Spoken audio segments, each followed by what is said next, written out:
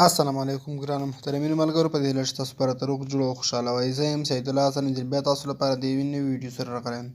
ملګرو، په دغه ویډیو کې تاسو درښایم چې موږ څنګه کولی شو د فیسبوک غل معلوم کړو، یا څوک ستاسو فیسبوک آی ډي هیک کوي، موږ یې څنګه معلومولی شو. نو ملګرو، په اوسني وخت کې په تاسو ته معلومات وي خو یا نه، خو ما ته معلومات شته ځکه چې ما ته زیات خلک میسجونه کوي د فیسبوک هیکران یې بیا بیخي زیات شوي دي. او بل دا چې د هر شي فیسبوک آی ډي ډېر زر خرابېږي، علت یې همدا کیدای شي. ملګرو، دغه ویډیو بیا ستاسو لپاره بیخي زیاته ضرور ده، نو هر څوک چې فیسبوک استعمالوي نو ضرور د ویډیو تر پایه وګورئ.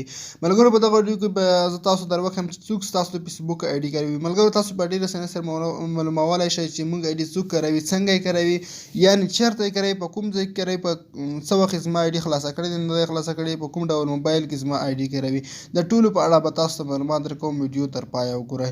مخکې له دې چې ملګرو ویډیو شروع کړم، تاسو څخه په ډېر درناوي هیله کوم چې زموږ چینل هم سبسکرایب کړئ. نو ملګرو، تاسو به راشئ خپل فیسبوک ته. زه فیسبوک راخلاصوم. نو کله ملګرو چې فیسبوک مو راخلاص کړل، دلته په دې دریو خطونو کلیک کړئ. کله مو دلته کلیک کړئ ملګرو، لاندې به راشئ. لاندې تاسو ته دلته راځي د ملګرو، دلته تاسو دغه سیټینګ اینډ پرایوسي اپشن باندې کلیک وکړئ. دلته تاسو په سیټینګ باندې کلیک وکړئ. نو ملګرو، کله مو چې سیټینګ باندې کلیک کړئ، دغه ډول انټرفیس تاسو ته راځي. دلته به تاسو راشئ، سیکیورټي اینډ لوګین په دغه اپشن به تاسو کلیک وکړئ. نو کله مو دلته کلیک کړم، تاسو ته دغه لومړی اپشن راځي، ویر آر یو لوګین، تاسو چېرته لوګین شوي یا خپل فیسبوک مو آی ډي مو چېرته راخلاصه کړې ده. نو دلته به تاسو په دغه سی آل اپشن باندې کلیک وکړئ. ملګرو، تاسو آی ډي وینئ، سامسونګ ګلیکسي جی 7 نیکسټ کابل افغانستانیا. زما آی ډي همدا اوس په دغه موبایل کې فعاله ده. مخکې په کوم موبایل کې خلاصه شوې ده؟ سامسونګ ګلیکسي جی 7 2014 کې په کابل افغانستان کې 20 ساعته مخکې خلاصه شوې ده. په فیسبوک اپلیکیشن کې خلاصه شوې ده. ملګرو، تاسو وینئ چې هر ډول معلومات موږ ته ښایي، ځای هم ښایي، موبایل ښایي او وخت ښایي هم چې دومره مخکې خلاصه شوې ده.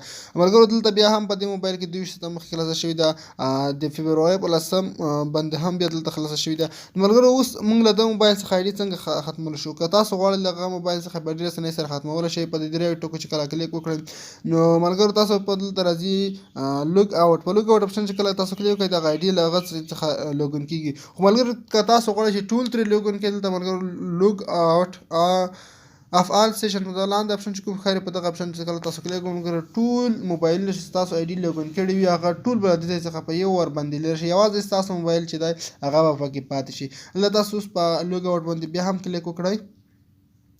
نو کله مې دلته ملګرو تاسو کلیک وکړ، اوس چې هغه آی ډیګان دي ملګرو چې تاسو هغه موبایل چې تاسو آی ډي پکې لاګین شوی هغه ټول دې ځای څخه لرې شول، ختم شول. او ملګرو، تاسو به اوس راشئ که چېرته تاسو غواړئ چې ستاسو آی ډي بیا هم لاګین کوي خپل موبایل کې، دلته تاسو پاسورډ هم ته چینج کولی شئ.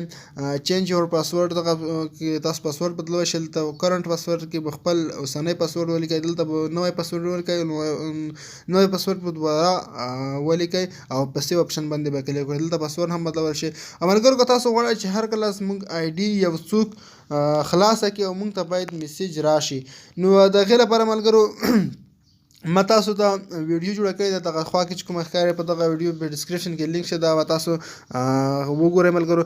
په هغې کې مو دا ټکه تاسو ته ښودلې ده ملګرو، کله چې تاسو یو څوک کله ملګرو چې تاسو آی ډي یو څوک خلاصوي په خپل موبایل کې، تاسو ته فیسبوک اټومیټیک میسیج رالېږي چې ستاسو آی ډي په فلانکي ځای کې په فلانکي موبایل کې په دې ډول سره خلاص شه، ځای مکمل انفارمیشن درکوي تاسو ته.